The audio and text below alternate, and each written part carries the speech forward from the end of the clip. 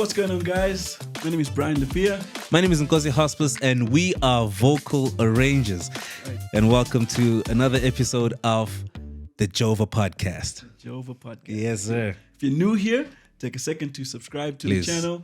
Smash that notification bell so you can get a notification every time we post a new episode. Let's jump straight into it, man. Today we're talking about something that both of us really take seriously. Yep. And that's as vocal arrangers, it's our workflow. Yeah.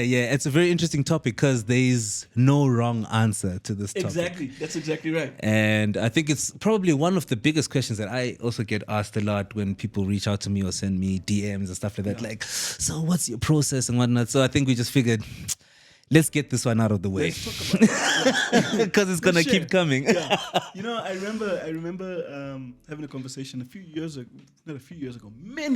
ago. Yeah?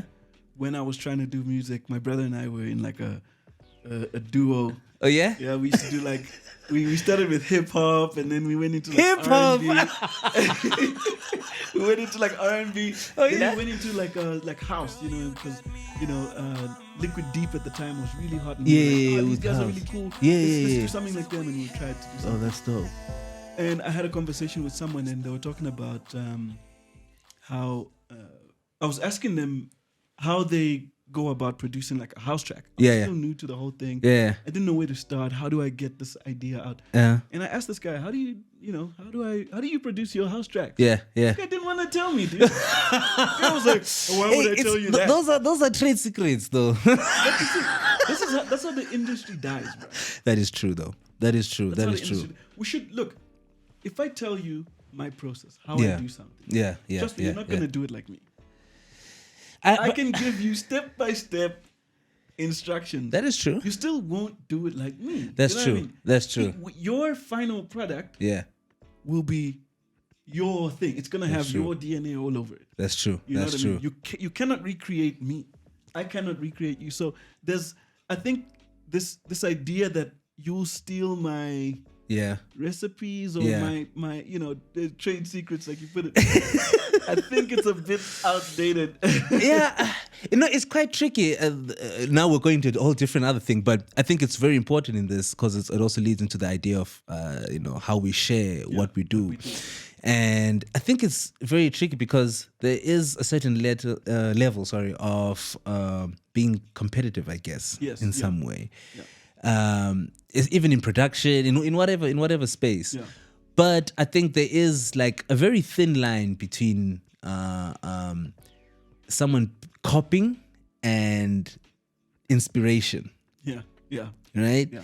And it's always a thin line, but it's, I guess, a line that we can't avoid, in some way. Yeah. And there will always be inspiration drawn from something or someone, and it is important then in that sense to then share that, just to spark that inspiration. I think that's what's important for people to take away from this conversation, that whatever we say here is not like the Bible, that you must go and start like this and do this, because that's the problem with this kind of information.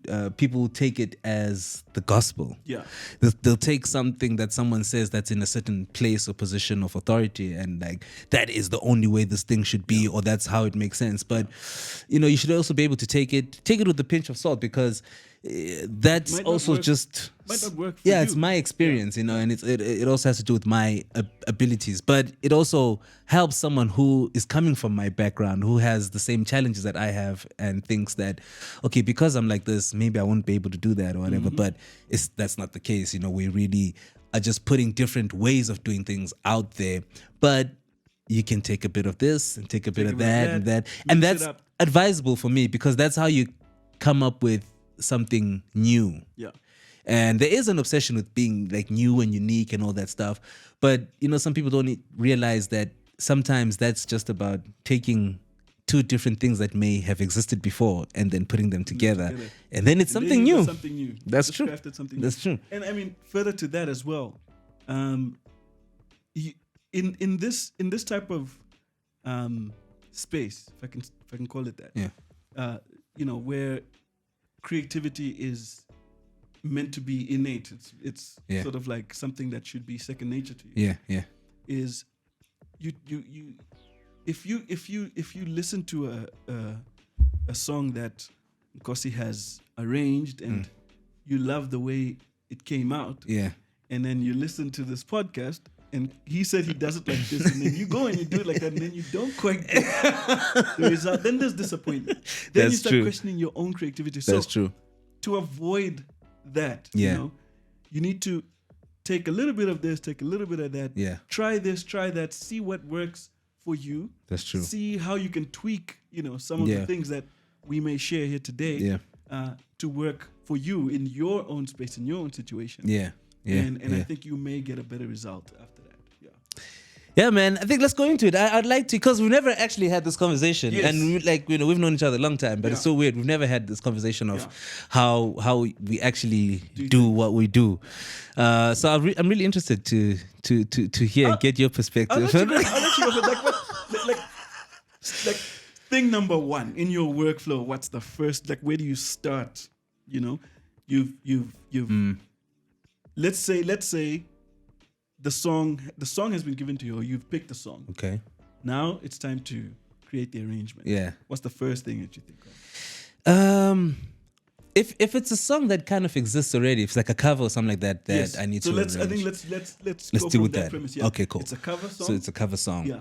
Or Let's pre-existing say it's a song. hymn. Or hymn, or yeah, so pre-existing church song, song.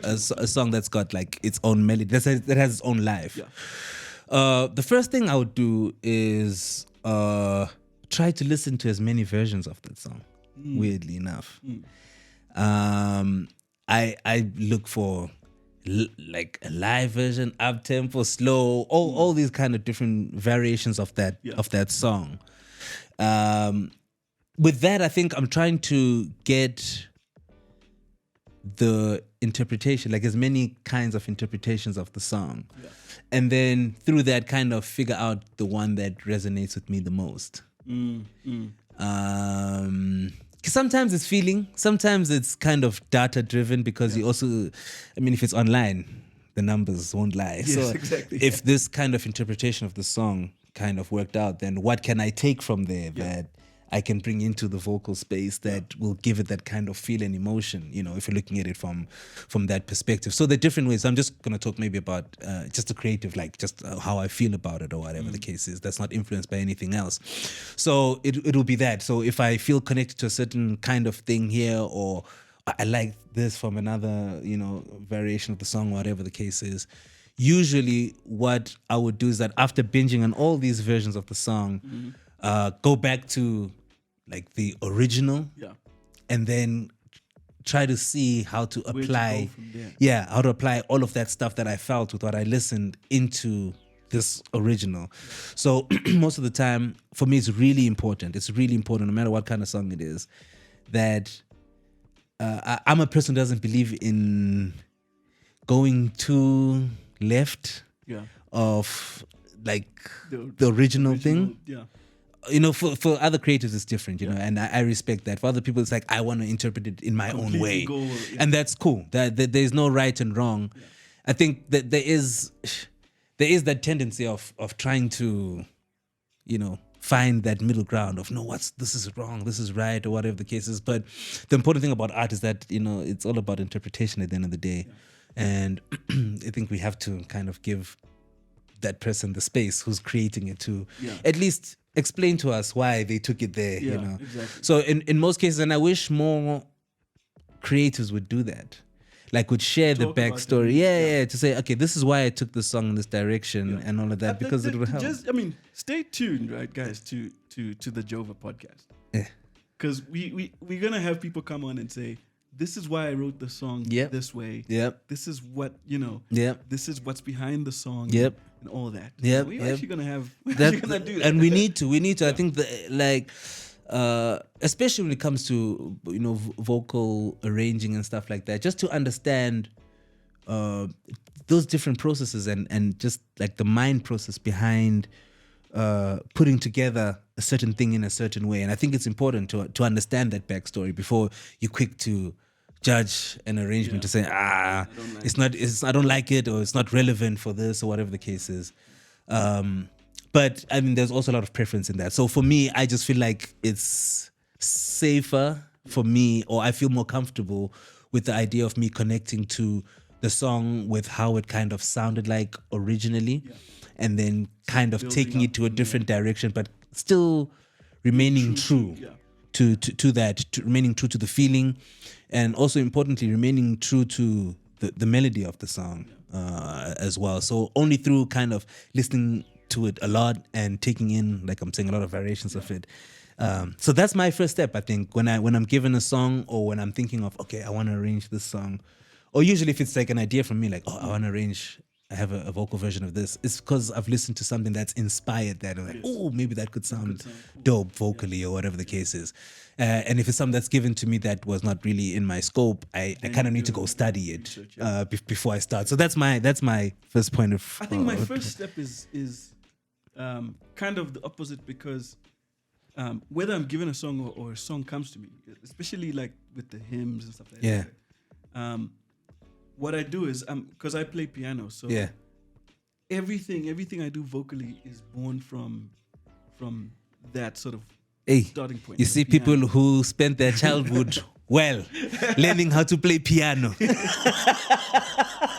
I had to. I was just like, man. I mean, from like way back when I was a kid, I was like, the piano has always spoken to me. So the first thing I do is avoid any other version of that song. That's wild. Okay. Like that's the first thing is. I say I'm not gonna listen to any version of this song, and what's most likely is it'll be ringing in my head. The version of it that we sing at church will be ringing in my head. Okay. So the congregational standard version of the song. Okay. Let's say for example, "Live Out Thy Life Within Me." Okay. Maybe that's the song. In my head will be the way it's sang at church. Okay. So I will sit at the piano. And I'll probably play it the way it's sang at church. Yeah. And then, play it again maybe in sort of like free flow. Okay. With no specific tempo. Start bringing in, certain like inversions of the chords, and then I start thinking of like climbing. What would it sound like if we were rising? And all these different things. Okay. And I do these movements on the piano. And I sort of start to build what the song is going to sound like, what the vibe of the song is going to be. Okay. Slow, fast. It's going to be up tempo. It's going to be free flowing. All right. What meter will I use? How is it going? You know what I mean? Yeah. And then from that I start to build. Okay. But the other thing that will be playing in my mind the whole time will be the lyrics of the song as well. Okay. Because I feel like that sort of also already gives you an idea of what the person who wrote the song, what they were thinking, what they were feeling, and what they were trying to express. Okay. So you have to almost stay true to that. True. That thing. Yeah. Because I mean, a song like that, it's hard to imagine it super up tempo with lots of chops and you know what I'm saying? It's a whole different vibe. It's kind of weird, And you don't want a disconnection between the lyrics of the song. That's true. And the feeling of the song. Yeah. Because those things have to sort of go. That's true. Maybe have to is the wrong word to use, but I feel like they should sort of go hand in hand. Yeah. Because sometimes people struggle to listen to your song because it's so disjointed. It just doesn't feel. That's true. Right. It doesn't want to click. Yeah. And that could be because you didn't interpret the lyrics of the song correctly. You see. I hear you. So that's my first step.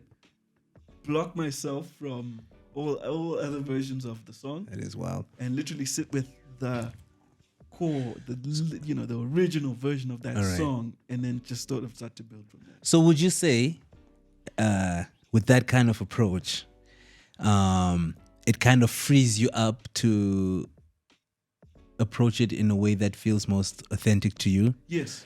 But also, isn't that also because you've got because you can play piano, You've got such a library of chords that you know kind of work together because of experience or whatever. Yeah. But then you also, what I want to ask is that does that kind of put you in a place where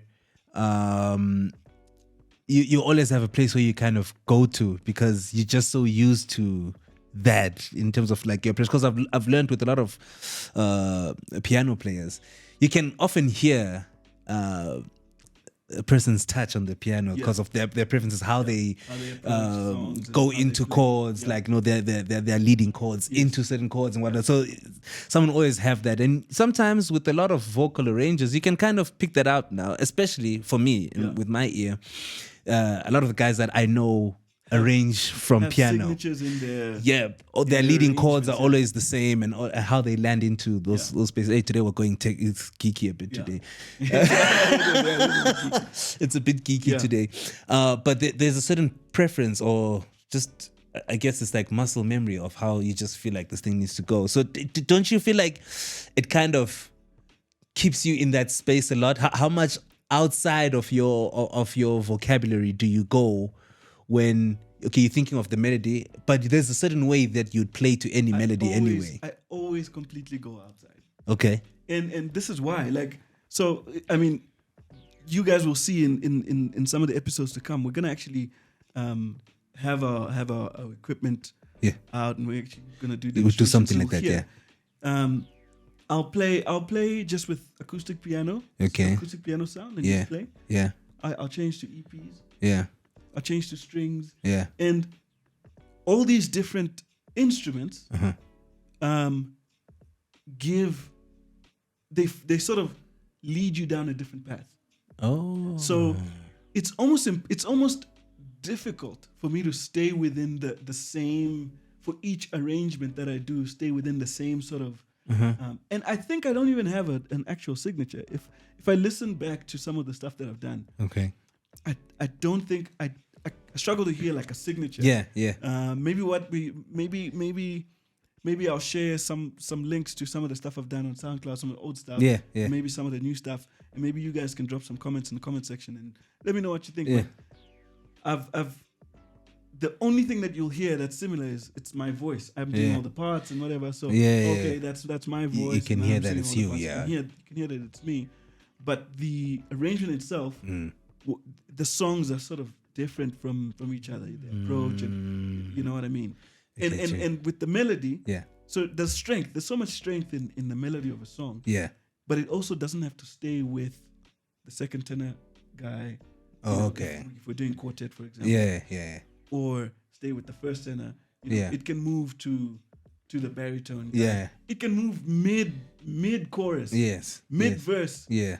The melody can move to somebody else. And it just switches. And it just depends on what you're doing with the voices, what you're doing with the chords. Okay. What are you trying to create? What are you trying to do? Yeah. What sound are you trying to sort of invoke? Yeah. If it's a song like Lead Me Gently Home or something like that. Yeah. So when you get into the chorus where it's saying Lead Me Gently Home, you want to create a feeling of being led. Okay. How do you do that? You can pass the melody along the voices, from the basses to the tenors, to the altos, to the sopranos. Okay. To give that feeling of movement, of leading. You know what I mean? Okay, So I get you. Stuff like that. And it's so much fun to do that and to try and create that using the piano, because it's so easy to move. Yeah. To create a feeling of flowing, or staccato-y feeling, or like syncopation and stuff like that. On the piano, it's like so easy to do. You got 2 hands, you got 5 fingers. But I think with that way, would you say you kind of get through arranging songs a little quicker? Oh yeah, it's like dude, it's quite quick. And what happens is you almost have the full song down. Yeah. After doing the intro, first verse, and chorus. Now you gotta see, okay, cool. Am I doing 3 verses? Yeah. How are the verses gonna come in? The first chorus and second chorus can be the same, but the third chorus, I gotta move to something else. Yeah. Then the coda now must really, and then the ending must and then must close it up nicely. Yeah, sure. That's sure. So by the time you do the verse and the chorus, that's pretty much the song, the core of the song. Yeah. Then you start to bring in all these frills and things to sort of, because if we're listening to the same thing, verse, chorus, and then the song has ended. Yeah. It's not very dynamic. It doesn't really, there's no journey. You're not leading people into anything, bringing.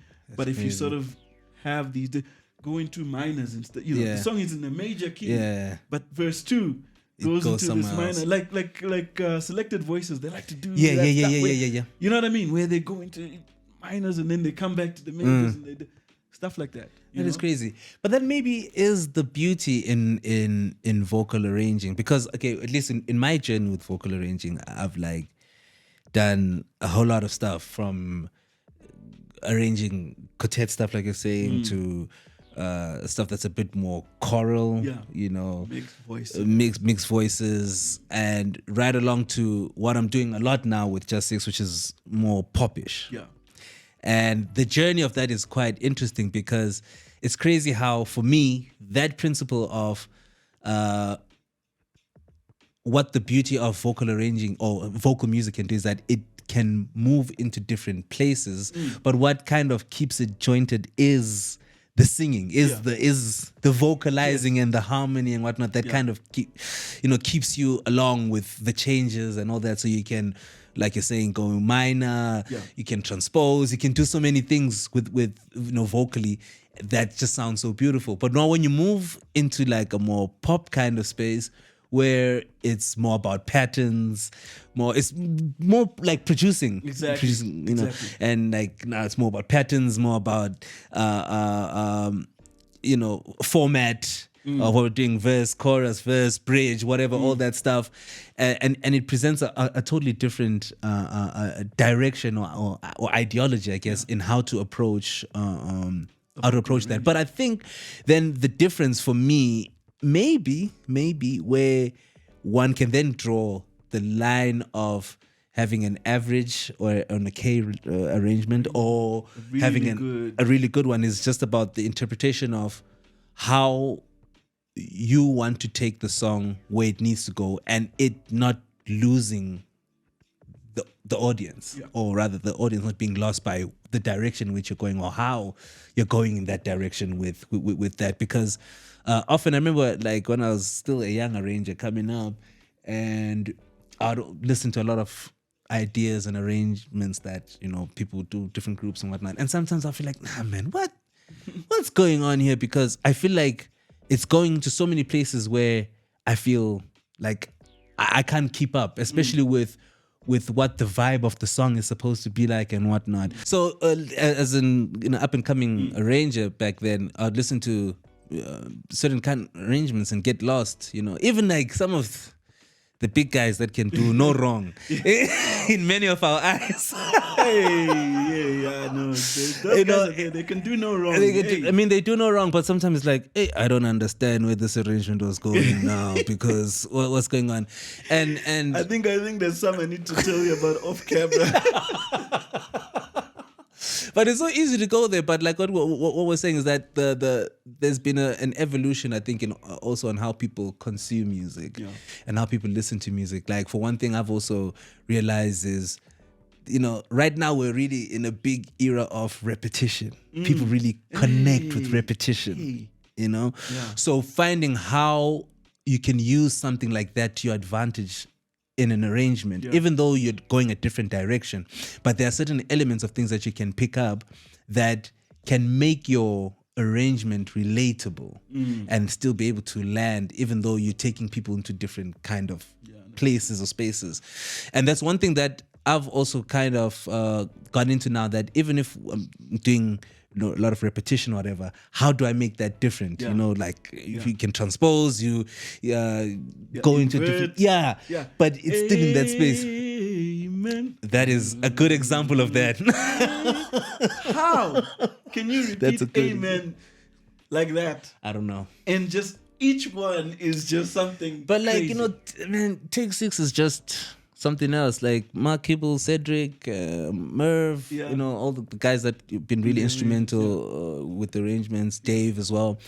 There's just something about how they've understood with how to adapt how people have evolved in terms of where. Imagine, man, these guys would have been doing arrangements together since the 80s, and they can still put out something now in 2024, and it's still wow people. Yeah. Still go, wow, man. You know? How many approaches in your vocal arranging can you have in 35, 36 years that can be so different each time you come out? And that's just the thing with that, still being innovative, but still kind of being able to capture the essence of your sound, but also being able to travel with your audience or with your listeners as well is a very important thing. So, crazy contrast between you and I with that, in terms of you not wanting to be influenced by anything, and you know, with me, like seeking influence.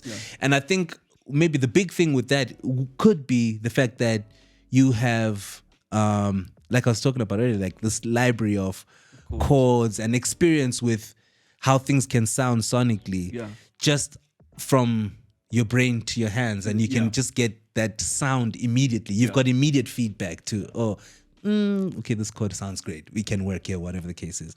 Whereas with someone like me, who I don't play any instruments fluently anyway. I do, at some point I played a bit of bass, but I have